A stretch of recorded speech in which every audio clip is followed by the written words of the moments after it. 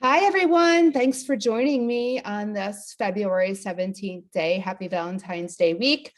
I would love to encourage you, inspire you, challenge you, invite you to discover who you are called to be and your full potential that is joyful, creative, and curious, which I call genius.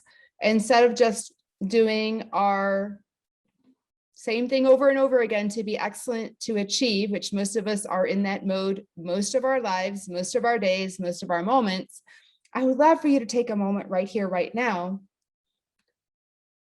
No matter how much success you have, no matter how great you've built your company, no matter what amount of money you've made, no matter what you're achieving or wanting to achieve, if it doesn't have this underwriting fulfillment of purpose, joy, peace, and an expansion of your heart, I want you to wonder, is it what you're called to do? Is it worth it? And who are you becoming? Are you growing as a leader? Are you growing into the person you want to become? And I believe you all are a genius. You all have a genius inside of you. How do I know that? Because I know you're not like anyone else in the entire world, in all of eternity, to live right here, right now, at such a time as this. And you have desires in your heart that you want to create. You've had them since you were little. You know what you love doing. You know what you could do forever or for a very long time and just have so much energy around it. But yet you've found a way to distract yourself. The world's distracted you. You have allowed the distraction of the world, of school, of what you've been told, what you've believed unconsciously as to what success is and what you should be doing and who you should be, or what a CEO looks like, or what a successful person looks like. So my want for you in our Genius Coffees is to really question, to take a pause in this now moment. Just take a few deep breaths with me. Let go of all the achieving that you have been after this morning. The running since you put your feet on the ground out of bed, to get your kids off to school, to take the dog outside, to get your food, to get to the gym, to take a shower, to get on a Zoom call, or to get in your car. Like, notice the pattern of running to get somewhere. In this now moment, I want you to take a few deep breaths to come back to this now moment. This very now moment that will be gone in a second. And most of the time we're not present to the very now moment of stepping into our full potential. So just taking a few deeper breaths all the way in from your belly, filling your lungs, filling your chest, up through your nose. Hold for a count of 2 and release through your mouth. A little more slowly than your inhale. Let it all go. It is no longer serving you. And come back to you, because your breath is always present. It always takes care of you without you noticing it. Your breath is your gift and source of life. One day it will be taken away from you. But for now, right here, right now, let's appreciate that you have breath. Let's take another deep breath from your belly all the way in, through your chest, through your nose, to the tippy top of your head. Hold for a count of 2 and release all the way out through your mouth. Drop your shoulders, loosen your jaw, relax your hands. And just for our time together, maybe let them rest on your lap. Now, I love to start our Genius Coffee with a getting centered and coming back to you, because we can't discover our genius, dear ones, if we're out running and listening to the world's ways, the thoughts that we've developed our entire life, and not checking in with ourselves. And this actually causes the stress inside of us, the not taking a pause. So in our Genius Coffee, I want you to think about, if you want a different result in your life, more peace, more joy, more connection to yourself, more sleep, less stress, more time with your kids, with your spouse, with your friends, a vacation, you want even greater revenue, or your team connected in a different way to be more impactful together. Whatever it is, just notice that area in your life where you're frustrated or you're anxious because you continue to not get the bottom line result of whatever it is you're seeking. How is it? Because you're all brilliant. I believe that. The answers are inside of you. And when we're not present to ourselves, we're seeking outside of ourselves for an answer, and we're unconsciously running after an answer. This is the way the ego, the amygdala, is wired. It is an externally based thinker that looks out for your safety. It looks out for how you should be, what you should be, what you should be saying, what you should be doing in order to get a safe answer so that things don't fall apart or that someone isn't upset with you. Whatever that is, this is our automatic response. This is actually our automatic reactive mind. If we are unaware, 95% of the time, our mind is going to go there. It's going to be hardwired to think about, I better, I should, I must. Totally normal and natural for every single one of us because we are wired that way. We are biologically wired that way for a flight, fight, or freeze reaction. But that's not who you are. And that fight, flight, or freeze reaction has become your excellence. It has pushed you hard. It has gotten to your success. It has gotten you from A to B. It has gotten you to huge financial wealth or a large company, but there's still a lack of your deep potential of who is that person that's running, who is that amazing being inside of you. And that's the genius I want you to discover, because one day you're going to look back and you're going to be like, what was this all for? What was this all for? Because I ran and I accomplished a lot, but what's the meaning behind it? So in our Genius Coffee, I would love for you to look at, would you just practice being present to yourself and listening to not your ego, but listening to what your heart wants. It's funny because what the heart wants, and you're going to know this when I say it, your heart wants pretty much the opposite of what your ego amygdala wants.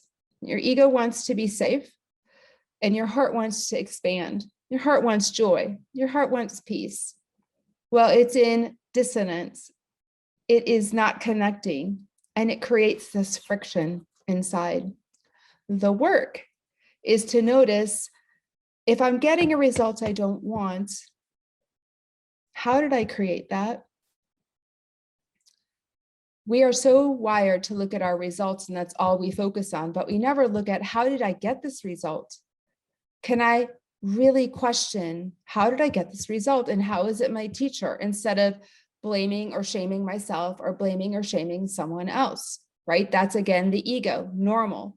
But if we're radically responsible to step into our genius, to become who we're called to be, and how we want to show up for ourselves and how we want to show up for our people in our life and our teams, it's to question, whoa, okay, what was my behavior that led me to this result? What were my emotions that were driving me, my triggers, my anxiety, my triggers, my fear, my triggers, my frustration or anger, or even my sadness that drove me to that behavior? And would I ultimately notice, what is the thought that I was telling myself?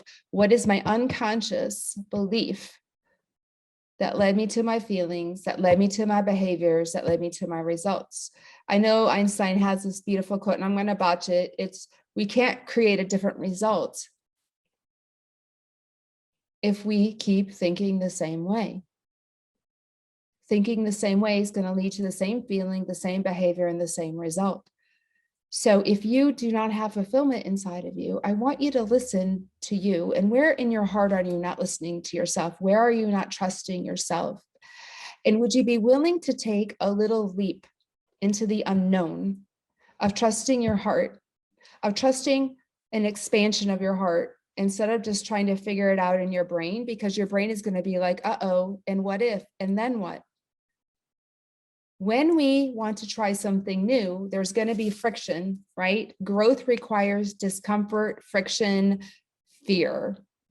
So for this week, I would love for you to try something new and listen to your heart and let it override what your mind is telling you, the fearful part of your mind, and give that love in your heart to that fearful part of you, because if you have that thought, you're not that thought.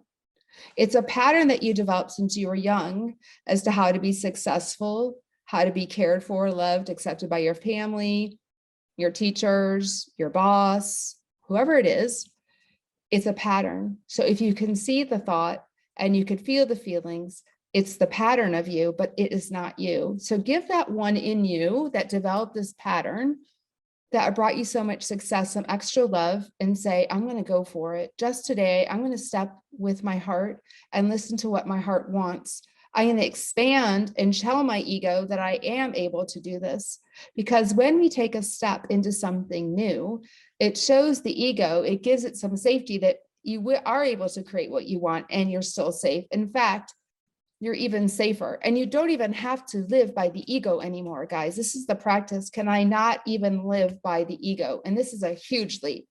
The ego has brought us to excellence. We are such a great company, or such a great culture, such a great country is what I want to say, such a great country around achieving and being the best at everything we do, from sports to business to whatever we're doing. But we're suffering, dear ones. We're suffering because we're not at our full potential of our joy, of our peace, of what our heart's saying. And that is causing the stress. So in my work, our genius is, what does our head say? And does it align with my heart? And does it align with my instinct, my gut? And a genius has a whole yes. And you want to lean forward and jump in and say, yes, this is what I most love and want to do. And I'm going to trust the very next step is for me as I step forward. Because the ego is saying to you always, things are not for you, people are not for you, something is going to happen. So the work is to say that this is for me, this is what my heart desires, and I'm going to trust. So to come inward, like I said earlier, we're always outside ourselves, externally looking for an answer. But the answer is inside of you. And so it's to start to shift inside of yourself to trust you, that you're the answer, that the desires, I believe, are put in your heart beyond you. Your desires were put, I believe, in your heart from a greater good, a loving universe, a loving God that holds you and this world in its place. And those desires want to be taken care of. Those desires want to be fulfilled. And when we fulfill our desires and function from our heart, oh my gosh, more love comes to us because we're aligning with our heart. And when we align with our heart, more love comes through us to the people in our life, to the organizations that we lead. When we don't listen to our heart, we get frustrated, we get more fearful, and we get cranky, and we get depressed, and we get sad, and we aren't ourselves. And it's no fun playing this, whatever it is, the story that we've made up. Our ego, our amygdala makes a lot of stories, 70,000 stories typically in a day, and they're safety stories that limit our heart. We have become these stories, but you guys aren't the stories. You're not the stories. So friendly, I know I shared this with you before, friendly toss for you before I hang up. Could the opposite of what you've been telling yourself, the opposite of your belief that's brought you much success, but you're lacking fulfillment and joy and peace and an expansion of your heart, could the opposite of your story, your thought, your limiting belief, your limiting pattern, because you're not getting the result you want inside and outside, could it be true, or even truer, the opposite that you are telling yourself? So you could tell yourself, if I don't whatever it is, do this, then I'm not going to get XYZ. How could the opposite be true? How could the very opposite, write it down, how could the very opposite of whatever you're believing that's causing you suffering, that's causing you fear, causing you frustration, causing you sadness, if it's not joy or peace, you're suffering. Write it down and write the opposite and wonder. Once you start to wonder and get curious, you get out of your mind that wants to say there's only one way, it's this way. That's the fearful mind. The fearful mind is going to say there's only one way and this is the way we got to do it. It is right. Our minds like to be right about everything to protect. They're not trying to be mean to you or anyone else. It's your defense, and defense is about being right. And when we're defensive, we're not able to really fully love all of ourselves, and we cannot hear others. So I hope this helps. My want for you is to tell me what is helpful to you when you listen to these recordings, when you are on here with me. Are you willing to expand in your heart? Are you willing to trust your heart? Are you willing to trust that you're the answer inside of you, that the answer is not out here? A genius starts to listen to themselves. And we know people who have lived like that. We know some famous people who have trusted their heart. Martin Luther King, right? We know that he had a desire, he had a dream in his heart and he followed it, right? And he lived his purpose. He lived his purpose. He lived his calling. And you could feel it and you can experience it, and people followed him, right? There are people like that in your life. I want you to think of someone personally that you know that is like that, they're beating their own drum, they're following their heart, and they have joy. Having joy all day long, every day, is your choice. And we don't have choice when we're not aware. When we're unaware of our 70,000 thoughts that come to us every day, we're being reactive over and over and over again. So do your work. If you want to choose joy and have peace and grow in your heart to get to your genius, to live a purpose-filled life that is beyond success. Success and purpose typically don't go together, right? Ask yourself, could the opposite be just as true? Feel your fear, sadness, joy, or sadness, fear, whatever's coming up for you, feel it all the way through. Give yourself some love because you're the answer. And dream big this week. Go after just one little thing that your heart wants. And I'd love to hear from you. So email me, Zoom me back, or give me a LinkedIn note. I'd love to hear what your heart wants. I'd love to support you in creating that and taking a step towards what you desire. Okay, dear ones, take good care of you. Happy Valentine's Day week again. Bye.